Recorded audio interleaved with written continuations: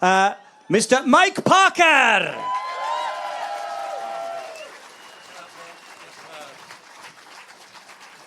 Wel, am gyflwyniad. Diolch yn fawr, Phil. Hello, Abertawe. Hello. Dach chi'n edrych yn absolutely bloody wonderful. You really do. You look fantastic this afternoon. Well, I'm not a Welshman. I am not by birth, not by upbringing, but I am a Cymru o ddewis, a Welsh man by choice. And Wales was always the place that I wanted to be from as far back as I can possibly remember. And there were many reasons why. Most obviously, of course, the beauty of the place. You know, from left to right, top to bottom, Vaughan i Fynwy, Wales is the most beautiful land we know. There is no Duff Corner. But there was so much more to it than just that. What also called me here were the things that you just can't photograph. The powerful sense that people have right throughout Wales of their milltir sgwâr. The strength of community in Wales. And the sense that Wales as a nation is a community of communities. And deep within all of that are values. Values of social justice and of equality, of empathy, of tolerance, of culture, and of kindness. My great mentor and hero, Jan Morris, used to say that Wales is a very kind country. And she was right. Of course, we can be too romantic about this. It's possible. At every stage, here as much as anywhere, there were always those ready to exploit the kindness of others. Those too fond of the power given to them by politics or the press or the pulpit. But you never had to dig even past them very far to find the kindness or the values that make Cymru what it is.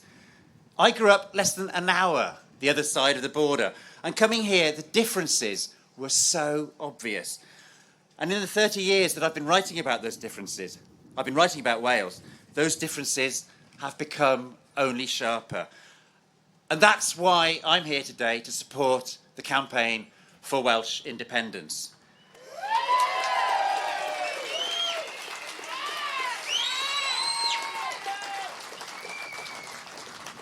Now, for me, Welsh independence is not about, lovely though it is, it's not about what I call the wallpaper of nationhood. You know, the flags and the anthems and the stamps and the coins, not even getting into the Olympics or Eurovision, though I have to say, bring on the day, le pays de Galles, 12 points. I can't wait. But no, for me, the campaign for independence is about real substance. And it is urgent. Right now, with the world in such a dark and difficult place, with dictatorship and fascism on the rise, fueled by imperialisms ancient and new, and rapidly widening inequality. With the climate crisis threatening to unleash horrors we haven't yet dreamed of, the need to do things differently could not be more pressing. The world needs Welsh values, community, kindness, sustainability, and it needs them on the widest possible stage. It's as simple as that.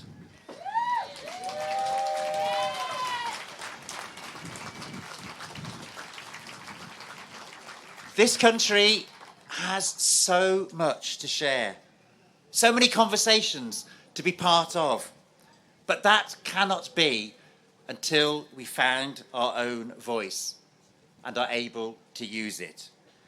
And no amount of tinkering around the edges of the current settlement will give Wales its real voice. The UK has shown time and time again that it cannot and it will not reform itself. Gross inequality is hardwired into it.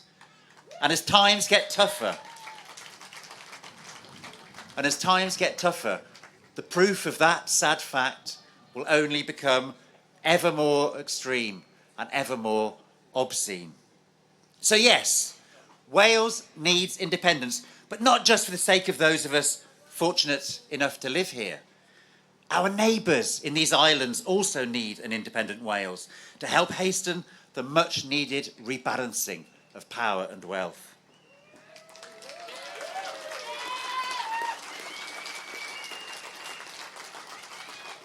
And most importantly, the wider world needs an independent Wales.